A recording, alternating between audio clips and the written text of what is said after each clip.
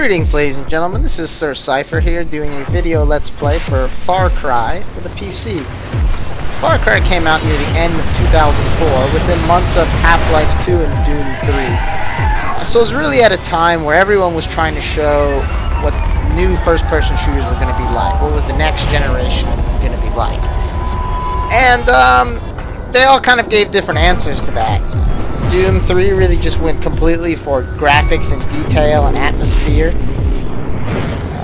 Half-Life 2 really kind of went for story and immersiveness. And I think Far Cry went for sort of open world, more sandboxy type first-person shooter. But really the one that won out in the end was a game that came out a year earlier, which was Call of Duty, which I think has had more of an impact than all three of those games. However, I still really enjoy Far Cry. I think it was an attempt to push first-person shooters in a new direction, away from hallways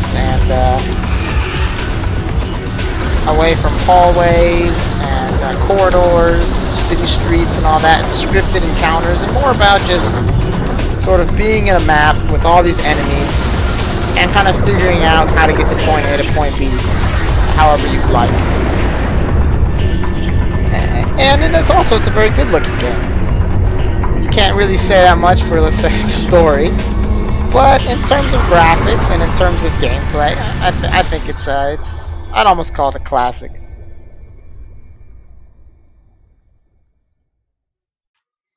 Our first area, though, is fairly linear. It's something of a in-game tutorial.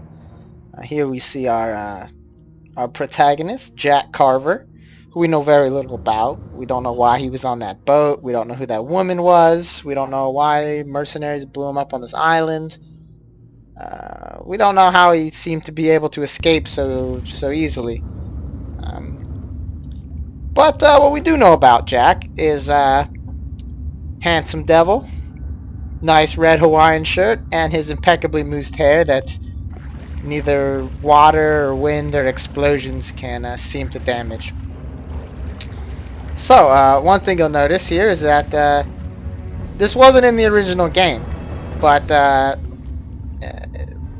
when they patched it with the CryEngine, they eventually introduced HDR and a couple other things. So there are some very modern graphical improvements that they've put in the game over the years, which still makes it look pretty good. The setting we're in right now is there's these Japanese abandoned bunkers and facilities on this island because, well, I don't really gotta find a way out of here. We do have to find a way out of here, Jack. The story will explain, but as it's fairly obvious that they're not recent, and we'll start to see Japanese writing everywhere in some of these bunkers, so it's not too much of a surprise. But I don't know if you noticed there, but we can crouch like most first-person shooters. We can jump. We can crawl,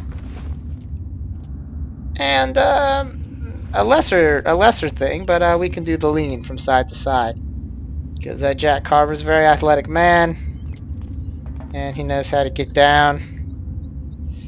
So, this is our first glimpse of the outdoors, which really blew my mind when I first played this in 2005, because I'd never seen anything like it. I'd never seen sort of just an open-looking world where you can go wherever you want. Even games that were supposed to have more open worlds didn't really. I mean, Grand Theft Auto, you know, that was a, you know, you could go a lot of places, but you still really felt fenced in. You never really just felt you could just go wander around. I mean, I guess you could say like Morrowind, but you know, I've never seen it in more of an action game like this, only in RPGs. See, there's some probably warning electricity sign there.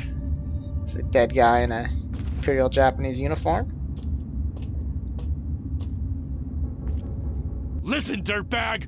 Keep an eye out for some punk in a red Hawaiian shirt. If you see him, call me at once. Am I understood? Yes, sir! I'm heading out! Sweet arm gesture there. Guy seems kind of wimpy to be a mercenary. Anyway, before I go over there, this game has a stealth meter, which is kind of interesting, I think, and almost really unique in in a lot of first-person shooters because they don't really seem to have it. If a game is going to involve stealth, normally they make it third-person for some reason. And you don't really have to use stealth. This is a really actiony game. A lot of points you can't use stealth. So I think it's kind of interesting that they added it. But anyway, there's a guard up there. You're supposed to distract him with a rock, but it's faster just to run past. There's the left and right of the mini-map. They go up if they can see you. They go down if they can't see you. If I throw some rocks in here...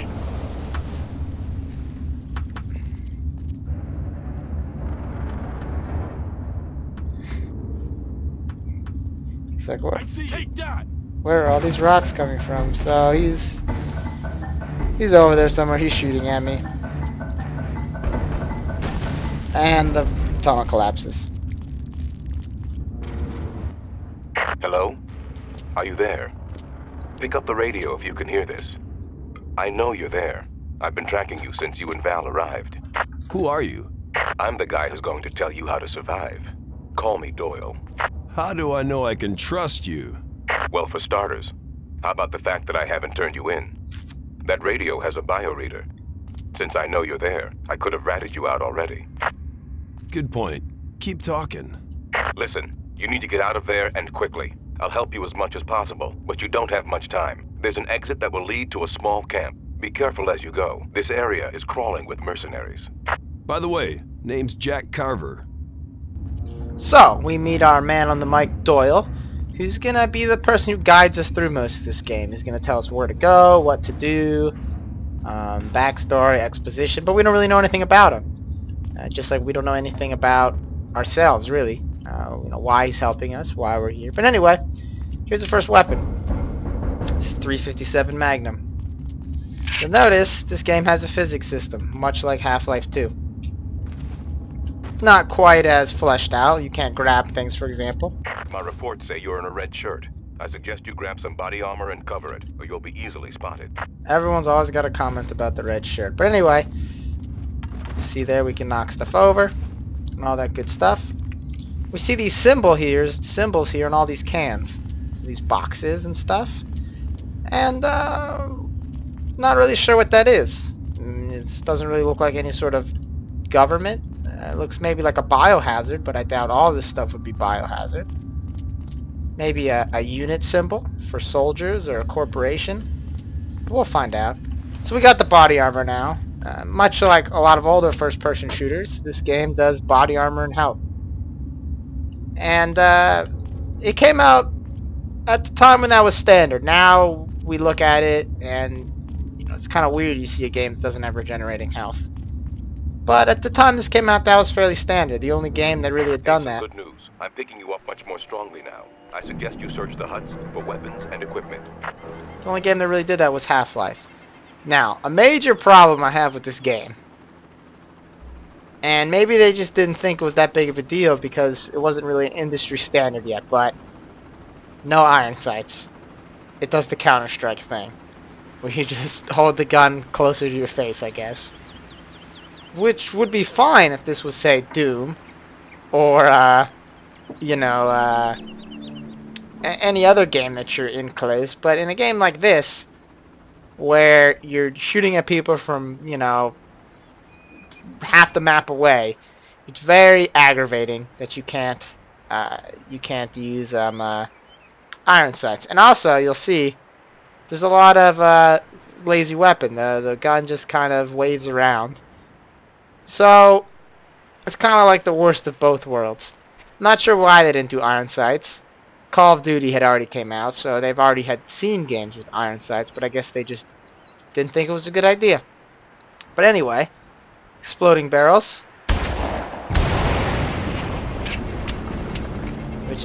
Which is like a requirement for every first-person shooter. You don't really want to alert the guards. So, here's some guards.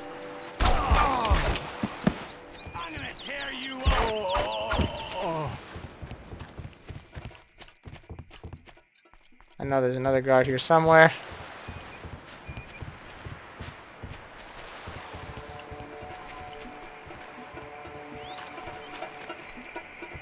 Where? Die! Die! Die! Where? Oh. So, these are our first glimpse of the enemies. Not really sure who they are yet. They have more of these crates with this weird looking symbol on it. They're even wearing it on their shirt. So, theoretically, maybe they work for that guy with the cowboy hat. We're not really sure. He was yelling at us over the phone. But one thing that you'll see here is that this game does a really good job of making it so whenever there's enemies, it seems like they have a place to live. See, they got a little kitchen here, they got chairs, they got...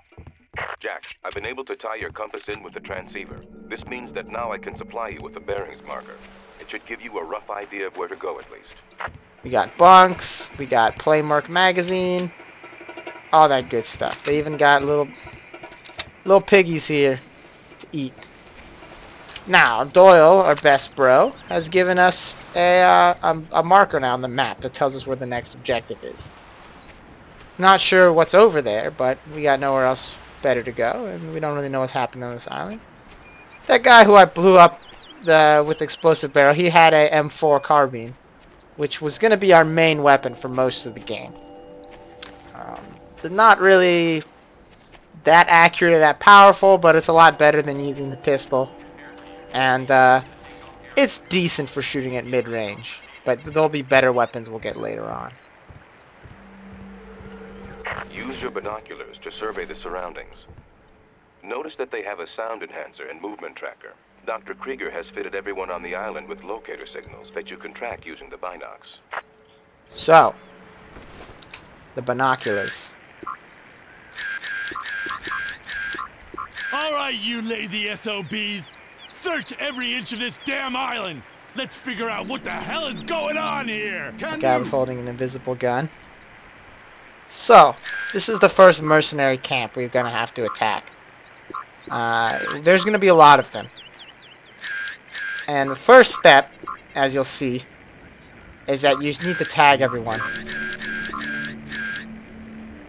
with the binoculars. Because you can listen to conversations. I'm waiting for these guys to talk.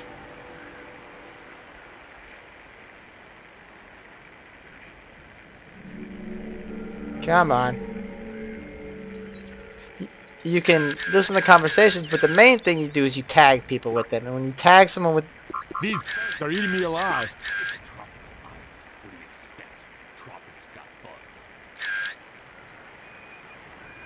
Oh, I can't hear them. But you can listen to people's conversations. That's actually how you get a lot of the backstory. But when you tag people with the binoculars, you see those little green things. They show up on your minimap. And that's the only way for enemies to show up on your minimap. If you don't tag them, they'll never show up there. So, if you're going into an area, it's always a good idea to scope it out first and get everybody on your minimap so that you can tell where they are. You can also tell if they're green, they don't suspect you at all. If they're yellow or orange, they're alert. Well, if they're yellow, they're alert. You should try to acquire one of their vehicles and drive to the helicopter refueling pad. It's on the other side of the island. From there, you can use one of their boats. So, that's what Doyle wants us to do. He wants us to go in here and grab a vehicle so we can head to the next area. Now, if they're yellow, they're kind of suspicious. If they're orange, they think they know where you are and they're heading towards you. And if they're red, they see you. So, first thing I'm going to do is take out this sentry here. You see Nope. something? See, he's orange. He knows I'm down here. He knows I'm down here. But I guess this is the quietest pistol ever because nobody in the camp hears it. So, Take care. The mercenaries are trained to work together. If you alert one, they will bring others. and that's a very important point. Is that the helicopter? That if you kill a mercenary and you're not completely quiet, all the other mercenaries will hear about it. So, for example, we can bypass this area. We don't have to go here. You can see over there there's more vehicles. And that's where we're going to drive to. We could walk around here and head towards that house. But I don't really want to. Like I said, this is a fairly open game. I kind of want to just kill all these mercenaries. Because, I think that's more entertaining.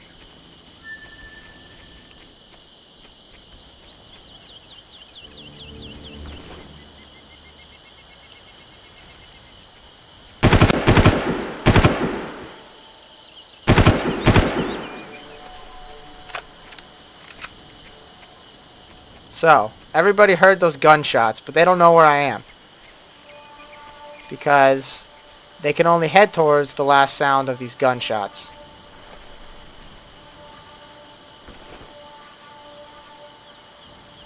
Now I'll get you. Fraps almost killed me there. Now, I kind of messed up there and they pulled the alarm. Which isn't really something we want to happen.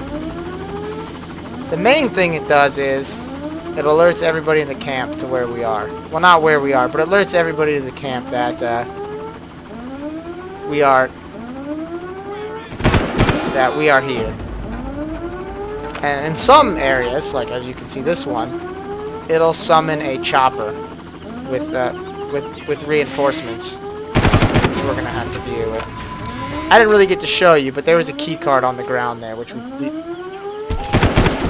picked up.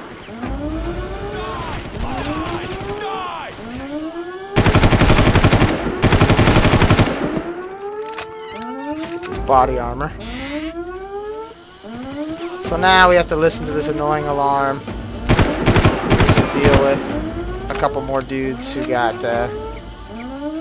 aggroed because of this alarm that I allowed them to set off.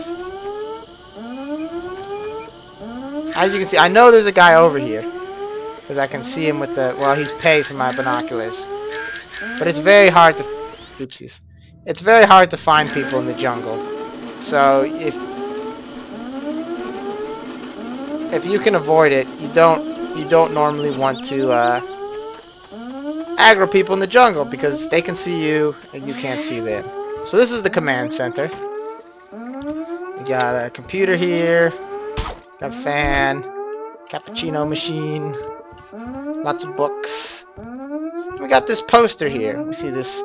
You can't read this writing because the textures aren't strong enough, or the textures aren't detailed enough. But we see these things, which look kind of similar to what we saw in that opening video. They look maybe, like, I don't know, they look like monsters, but, you know, there can't be monsters on this island. This isn't a science fiction game. We got fully loaded magazine. And we got this map here, which looks like of an island. I'm not sure if it's our island, but it says old fort, supply, base. Not sure what's going on there. Up.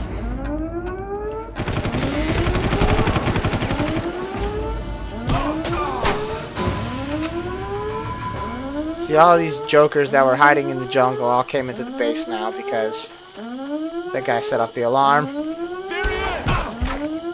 But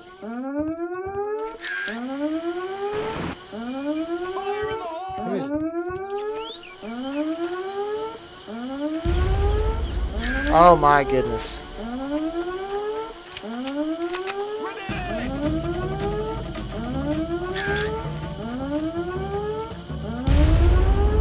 What is this joker?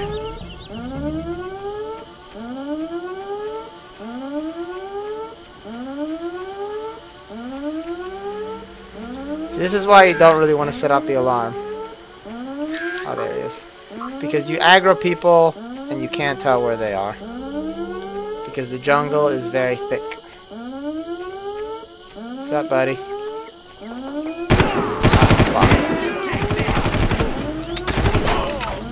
Finally, everyone's dead. For now. So, let's get all stocked up for the next area. Since, like I said, this game does not have regenerating health, we gotta go scrounge around every time we get hurt for weapons and ammo and health packs and all that fun stuff. Fortunately, normally these mercenaries are pretty careless. Normally these mercenaries are pretty careless, and they just leave everything out. So now we got health, we got armor, we got ammo, we're ready to move on. Here's a vehicle we're going to be taking. This is the buggy. This is the most fragile vehicle, but it has its advantages. The main thing... I think they may be keeping Val in the old carrier refueling station. You're going to have to check it out up close, I'm afraid. Carrier? Yes, the Japanese Navy beached one of their light carriers on this island during World War II. Crow's mercenaries have refitted it into a helicopter refueling station. This whole deal gets stranger by the minute. So that's another name we just heard, Crow. Just be careful. Crow's mercenaries. We're not sure who that is. He might be that guy with that cowboy hat on, because he's the only other person who seemed kind of unique so far that we've seen. Maybe this symbol is his symbol. Now, you can drive the buggy two ways. You can drive it first person or third person. Normally I drive it third person. One thing that's interesting is that you'll notice that now that we picked up body armor, his Hawaiian shirt is partially covered up by this body armor.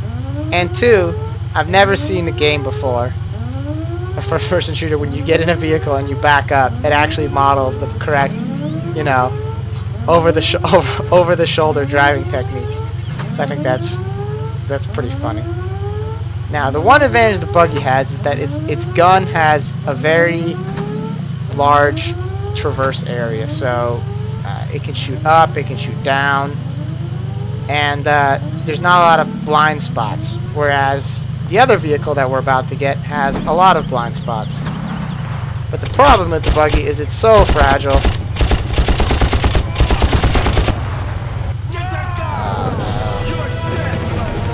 About to blow up the buggy.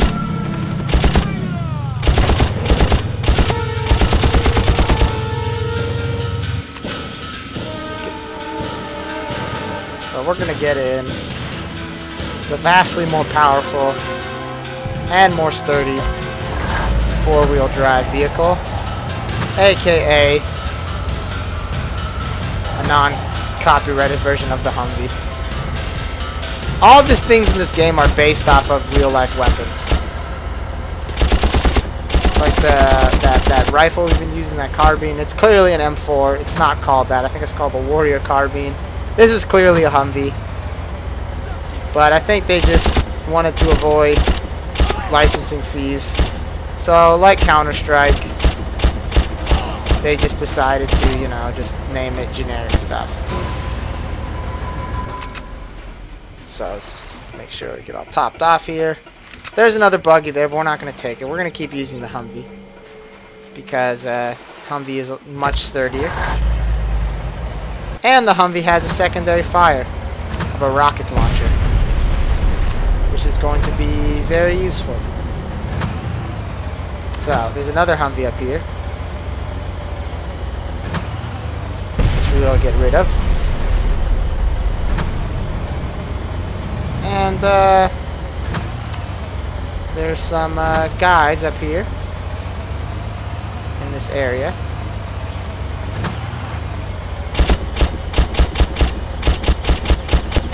We'll take out here. And now we're just going to book it, because there's too many things here to deal with right now. There's a boat out there that's going to be shooting rockets at us. There's another Humvee. And we just need to get to this carrier. You can stay here and kill all these people, but there's not really a point to doing so. There's also multiple ways you can get to the carrier. You can take a left up there, or you can go this way, which I prefer. Alright, Doyle, I've spotted the carrier. Now tell me, how do I get in? I've only been there once, but I remember there was a hole in the side. You should be able to get in there. So, we're here on this carrier. We're going to get in there, and then I'm going to end this video. I just want to point out that there's multiple ways we could have gotten here. We could have just walked along the beach and gotten here this way. We could have taken a turn and actually come out right there. You can see there's kind of like a little path on the Humvee. The advantage to going this way is that anybody who's chasing you, when you drive off the cliff, it breaks their pathing. Except for apparently this boat.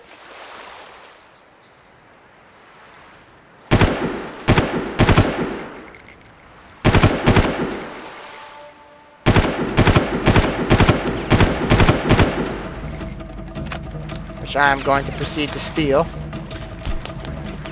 Which I think is kind of funny, because the whole reason, supposedly, they told you you're coming to this carrier is so you can acquire a boat. They're like, oh, you need to find a boat, you need to find a boat. But, as you can see, we can just get a boat right here.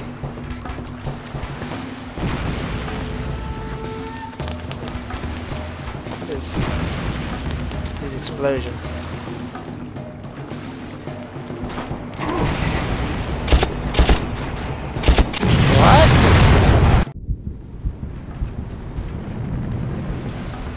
Where's a rocket launcher?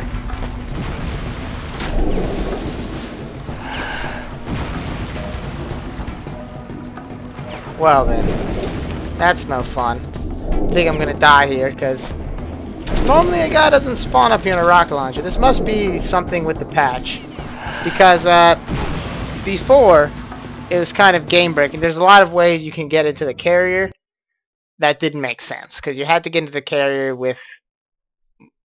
If you could get a boat before you got to the carrier, there's no reason to have there be... Right, there's no reason to go I there. spotted the carrier. Now tell me, how do I get in? But I guess in one of these more recent patches, you should be able to get in they there. decided that wasn't going to fly. Either way, if you get a boat before you go to the carrier and you fly too far out, you see there's some crash planes here. This Japanese carrier. If you fly too far out, a chopper comes and blows you up. But we're gonna just swim in here this time and not try and do any fancy business.